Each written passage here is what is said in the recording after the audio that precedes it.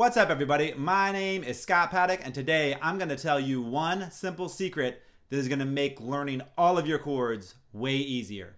When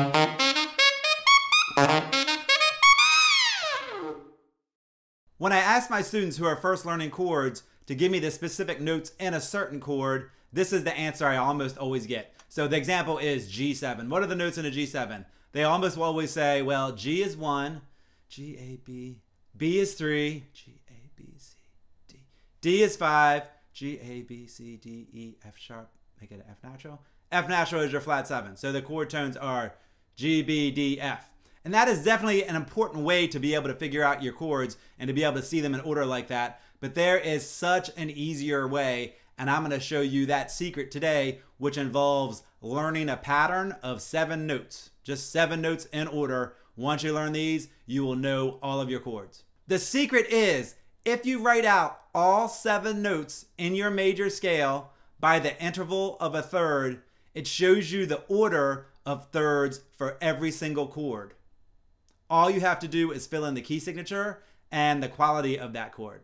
So let me repeat that because that's a mouthful. If you write out all 7 notes of your major scale, so if we do it in the key of C, that would be your C major scale played out in thirds. So that would be C, E, G, B, D, F, A, and back to C. So it's 1, 3, 5, 7, 2, 4, 6. We can also call our 2, 4, 6, 9, 11, 13, but it's the whole scale written out in thirds. Now, if you memorize that pattern, that will tell you the order of thirds for every single chord.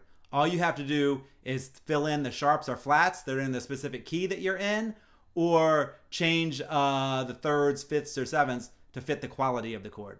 Okay, so let me show you how this works. Below you will see that I have the major scale, all 7 notes of it, written out in thirds. If I start on the 3rd degree, which is E, the 2nd note in this pattern, and I do a chord, that would be E, G, B, D. If you look at that, those thirds are in the same order. E to G is always a third, no matter what chord you're in. G to B is always a third, no matter what chord you're in. B to D is always a third, no matter what chord you're in. So if we're looking at an E minor chord, that would be E, G, B, D. If it's an E7 chord, we would have to change the third to G sharp, so it'd be E, G sharp, B, D. If it's an E major 7 chord, we'd have to change the 3rd and the 7th to fit the chord spelling, so that'd be E, G sharp, B, and D sharp. But the interval of a third of some kind, whether it be major or minor, is always the same. So E to G, G to B, B to D is always a third. So let's build a chord off of the 5th of the C major scale. So that would be your 3rd note in this pattern. So that would be G. So your chord would be G, B, D, F. If you notice, it's the exact same order of thirds as in your C major scale when it's written out in thirds. You're just starting on the G, so that becomes the root. So if we have G, B, D, F as it's written, then that would be a G7 chord. If you wanted it to be a G major chord, you'd have to change that F to the F sharp. So you just have to change the key signature to fit the scale because your G scale has an F sharp. If you wanted it to be F minor, then you'd have to change a couple notes to fit the quality. So you'd have to change the B to be a B flat, and of course the F would be an F natural, so that would give you a G minor 7. But again, the order of thirds is always the same. G to B is a third, whether that's 1 to 3, 3 to 5, or 5 to 7. It's always a third. So no matter where it pops up in your chord, when you're on a G, a third up is B, and when you're on a G, a third down is E, no matter what chord you're in. All you have to do is fill in the quality of the scale and the chord. So if that was an E flat, then you would base everything off of E flat. So it'd be E flat, G, B flat, and D. All you have to do is change the quality or the sharps and flats so that it fits the chord that you're talking about. So C to E, always a third, no matter what position it is in the chord. E to G, always a third, no matter what position it is in the chord.